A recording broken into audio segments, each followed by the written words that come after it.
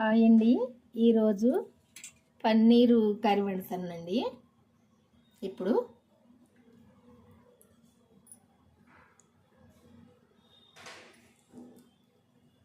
నేను వండే కూరకైతే సరిపోను నూనె పోసిందండి, 2 స్పూన్లు పోసిన. ఎందుకంటే కొంచెము చికెన్ లాగా వండుదామని వండుతాను.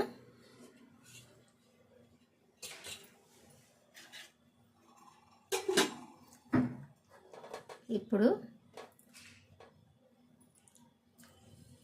ఈ ఎల్లిపాయలు అయితే ఇట్లా దంచేసుకోవాలి. ఎందుకంటే చికెన్ టేస్ట్ రావాలి అనుకుంటే ఎల్లిపాయలు వేసుకోవాలి. ఇట్లా చికెన్ లాగా వండాలనుకుంటే చికెన్ లాగా వండుకోవచ్చు, మటన్ లాగా వండాలంటే మటన్ లాగా కూడా వండుకోవచ్చు. అంటే చికెను మసాలా వేసుడుతోటే తేడా ఉంటుంది. చికెన్ లాగా ఎట్లుంటుంది, మటన్ లాగా ఎట్లుంటుంది అని అనుకుంటారు కావచ్చు మీరు, కానీ కాదండి. మనం చికెన్లో వేసుకునే మసాలా వేసుకున్నప్పుడే చికెన్ టేస్ట్ వస్తుంది, మటన్లో వేసుకునే మసాలా వేసుకున్నప్పుడు మటన్ లాగా టేస్ట్ వస్తుంది. ఈరోజైతే చికెన్ లాగా వండుతా.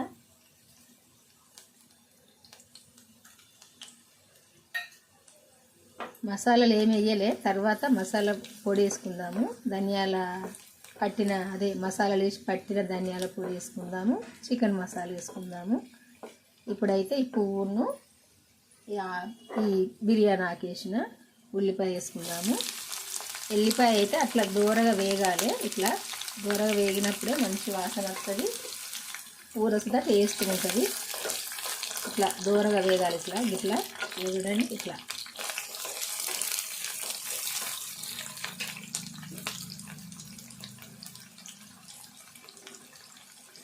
ఇప్పుడు పసుపు వేసుకుందాము.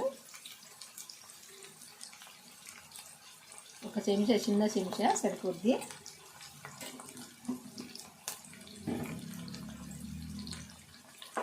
ఈ ఉల్లిగడ్డ ఇట్లా దూరగా వేగాలి. వేగితేనే మంచి టేస్ట్ ఉంటుంది కూర.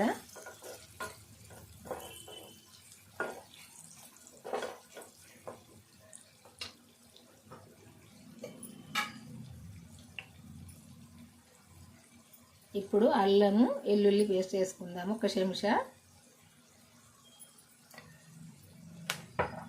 సరిపోద్ది. ఇదంతా కూడా దూరగా వేగాలి.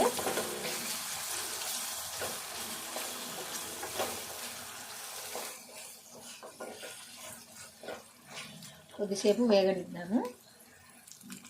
ఈ ఉల్లిపాయ ఇట్లా వేగాలి. ఇట్లా వేగినాక ఇప్పుడు ఈ టమాటో వేసుకుందాము.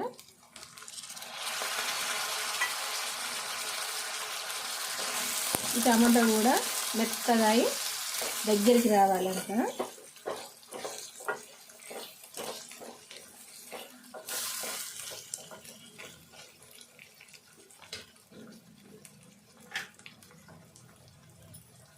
సాల్ట్ వేసుకుందాం. ఇప్పుడు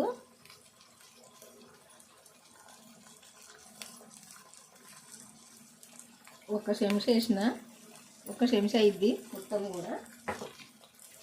టేస్ట్ చూసినాక వేసుకుంటే సరిపోద్ది.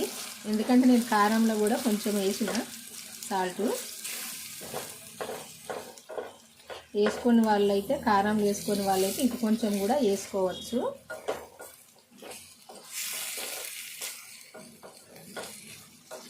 స్మెల్ అయితే సేమ్ చికెన్ లాగానే వస్తుంది. ఈ బిర్యానీ నాకు పువ్వు వేసిన కదా.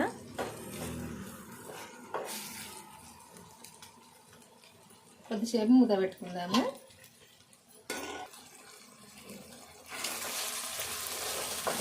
ఇది ఇట్లా కలుపుకుంటే ఇట్లా మెత్తగా అవుతుంది.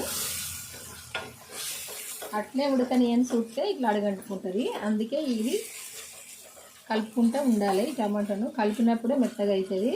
కొంచెం స్టవ్ అయితే సిమ్లో పెట్టుకొని వండుకోవాలి ఏదైనా.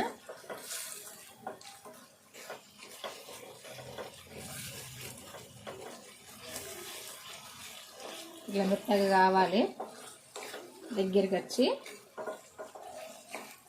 ఇంకా కొంచెం సేపు చూద్దా ఉడకాలి. ఇంకా కొద్దిసేపు కూడా ఉడకనిద్దాము.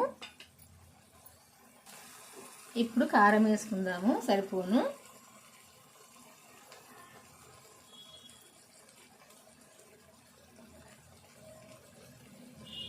2 చెంచాలు వేసిన సరిపోద్ది.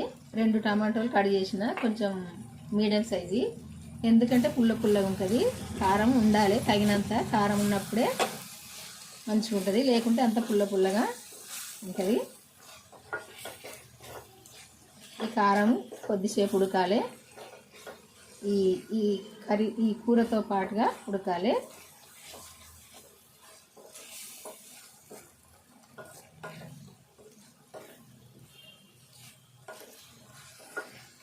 కొద్దిసేపు ఉడికినప్పుడే కారం వాసన రాకుండా ఉంటుంది, మంచిగా ఈ నూనెలు ఉడకాలి. కారం కూడా ఈ టమాటాతో ఉల్లిపాయతో ఇవన్నిటితోటి ఈ కారం కూడా ఉడకాలి కొద్దిసేపు. ఇట్లా ఉడికినాక ఒక్కసారి అంతా కలుపుకొని ఇట్లా మెత్తగా అయినాక నేను కొంచెం ఏంటంటే గ్రేవీ లాగా పెడతా. ఇది కొంచెము పన్నీరు గ్రేవీ లాగా అయితే కొన్ని వాటర్ ఎత్తా.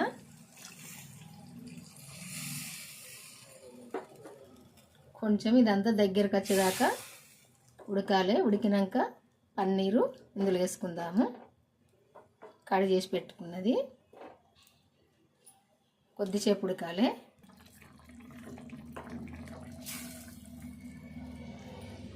ఇట్లా దగ్గరకు వచ్చినాక ఇట్లా ఒకసారి కలుపుకొని ఇప్పుడు ఈ కడి చేసి పెట్టుకున్న పన్నీరు ఇందులో వేసుకుందాము. నేను పీసులు అయితే కొంచెం పెద్దగానే కట్ చేసిన.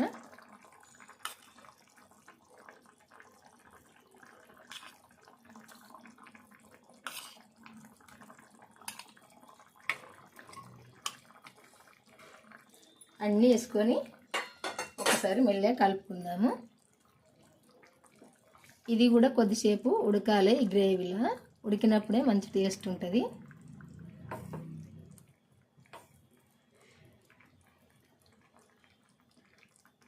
కొద్దిసేపు ఉడికితేనే బాగుంటుంది.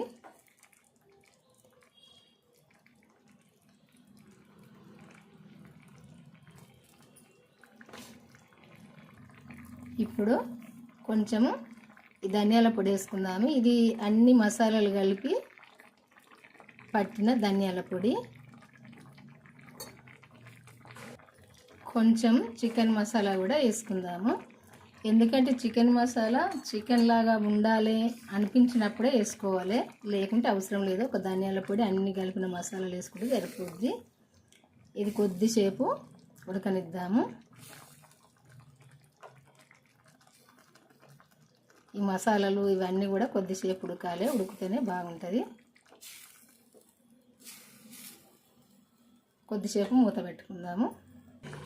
ఇప్పుడు కొత్తిమీర వేసుకుందాము.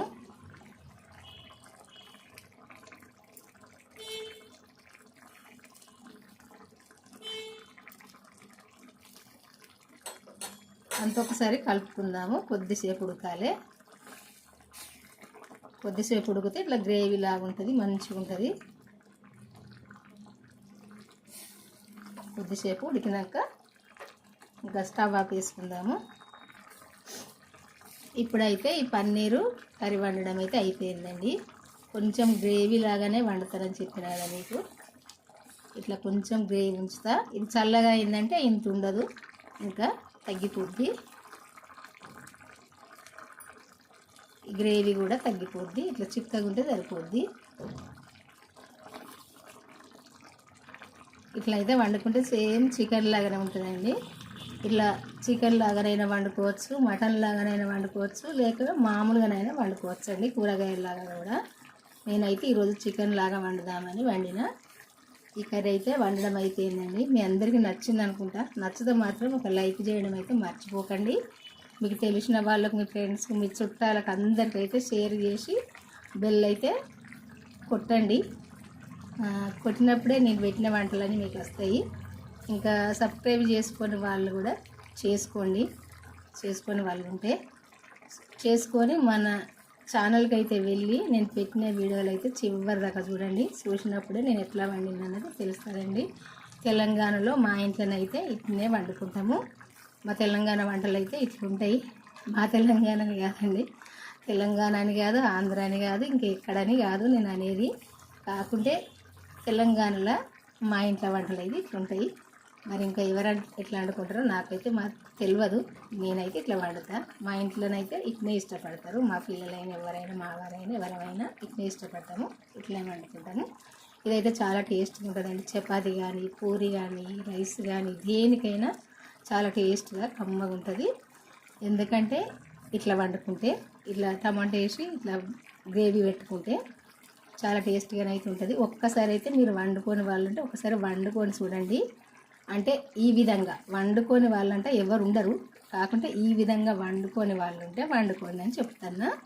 ఇంకా వంటరాని పిల్లలైనా చూసి ఇట్లా వండుకోండి. చాలా టేస్ట్గా ఉంటుందండి. మీరైతే ఒక్కసారి అయితే వండుకోండి. నేను అన్నదని కాదు, మీకే తెలుస్తుంది టేస్ట్ ఎట్లున్నది అన్నది.